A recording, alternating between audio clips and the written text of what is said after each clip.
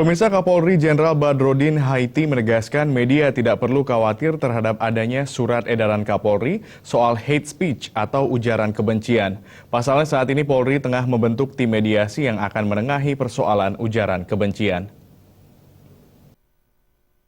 Ujaran kebencian atau hate speech yang diterbitkan Kapolri Jenderal Pol Badrodin Haiti membuat sejumlah pengguna media sosial khawatir.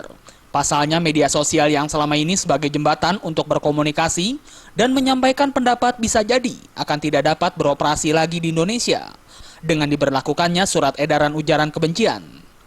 Menanggapi hal ini, Kapolri menegaskan pengguna media sosial dan media lainnya tidak perlu khawatir akan adanya hate speech selama masih diatur dalam undang-undang yang berlaku. Menurut Kapolri, surat edaran ujaran kebencian tersebut dikhususkan terutama untuk mengontrol para pelaku media sosial sehingga tidak timbul perpecahan.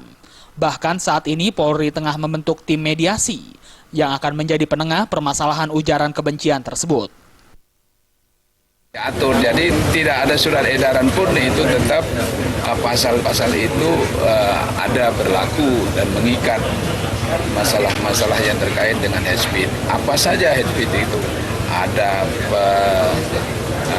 provokasi, ada penghasutan, ada penghinaan, ada pencemaran nama baik, ada menista, itu semua. Kapolri menjelaskan dengan adanya tim mediasi tersebut, para korban maupun pelaku ujaran kebencian dapat menyelesaikan permasalahannya secara kekeluargaan. Penyelesaian di mata hukum setelah adanya keputusan dari tim mediasi. Dari Magelang, Jawa Tengah, Yuki Pramudia melaporkan.